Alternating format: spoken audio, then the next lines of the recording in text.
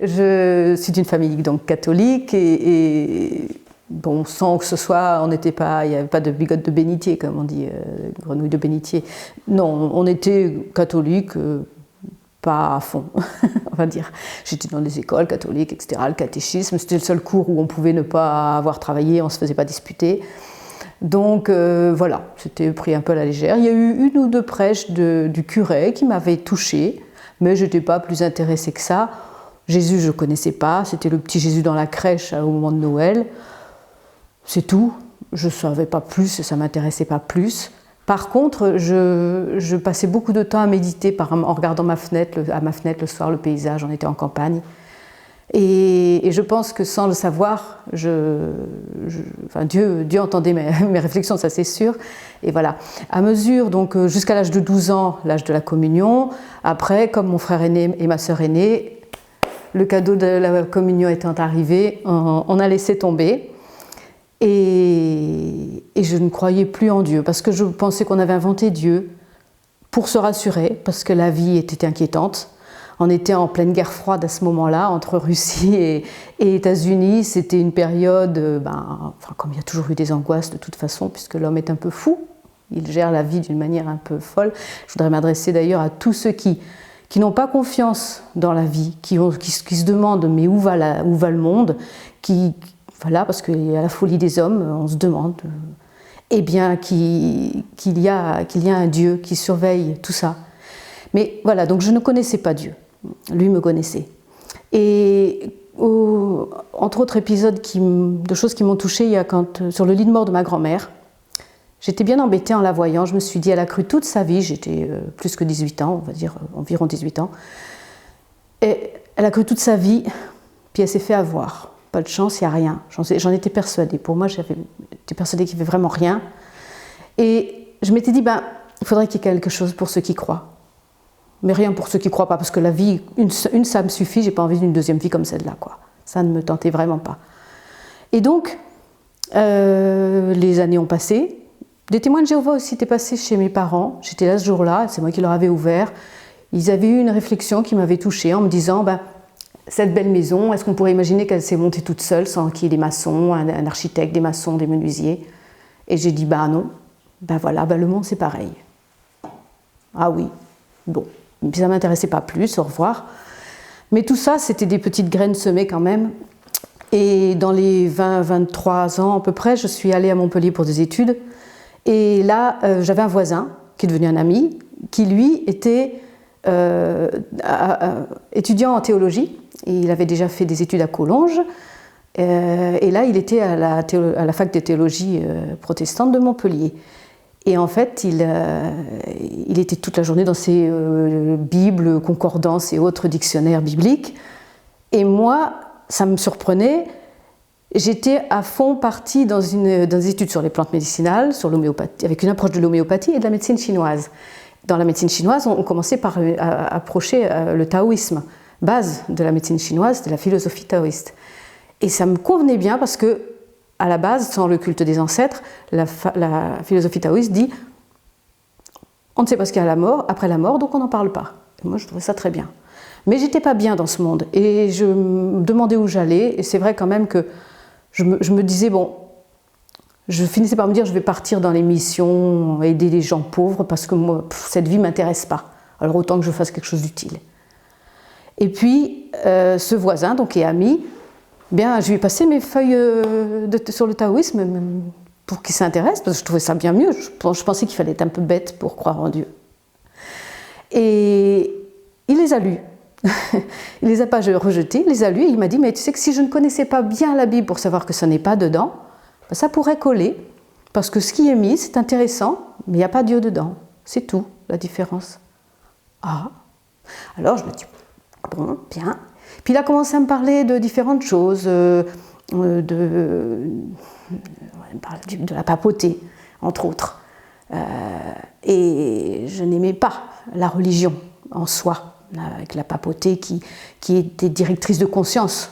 Les prêtres dans l'Amérique du Sud, restez pauvres, heureux les pauvres, et puis donnez-nous votre argent, quoi. Je ne supportais pas ce côté de la religion, catholique, il faut le dire, qui pompaient l'argent des gens. Et il faut payer pour être sauvé, il faut payer pour une messe, faut payer. Enfin, j'en ai appris d'autres encore après parce que je ne connaissais même pas bien tout ça. Enfin, c'était abject et je n'aimais pas ça.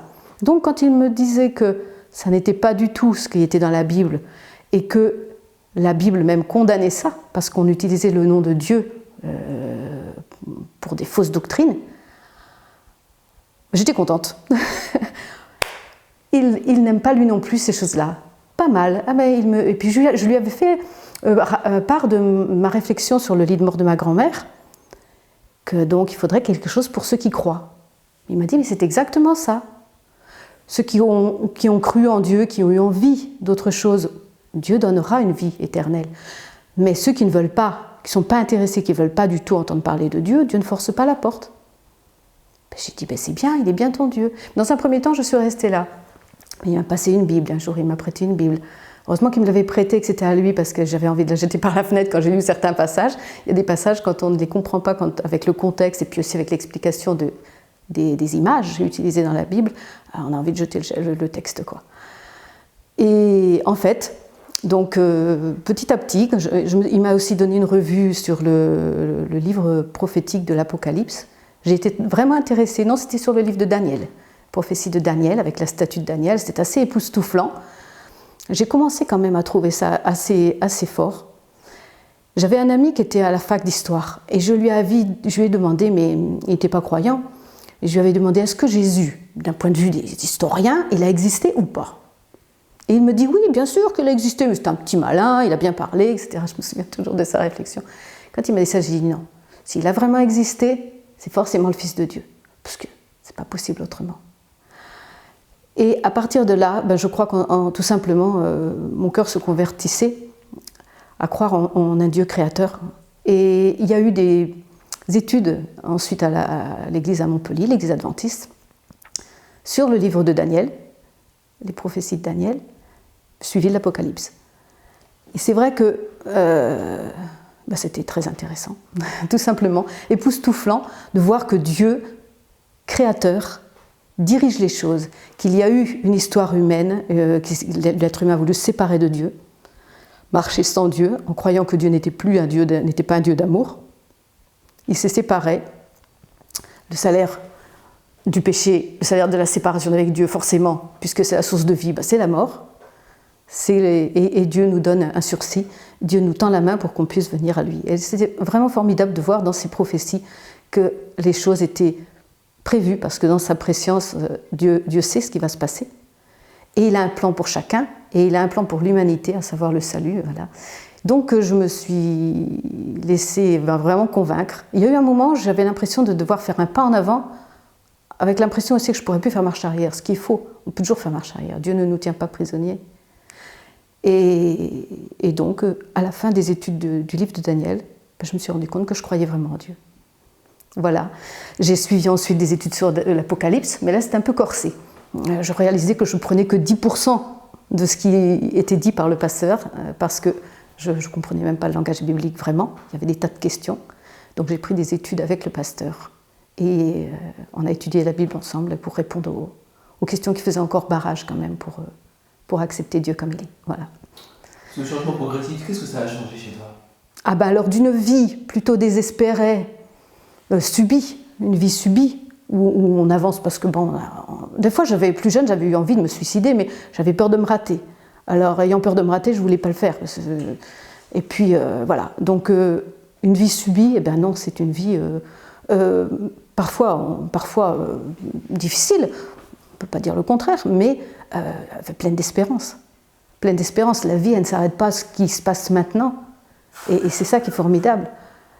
Ma grand-mère qui est décédée, donc mon autre grand-mère qui est décédée, que j'aime beaucoup, et je suis sûre que je la reverrai, parce que elle aimait Dieu elle aussi. Elle ne connaissait pas bien la Bible parce qu'elle ne la lisait pas, mais je sais qu'elle aimait Dieu.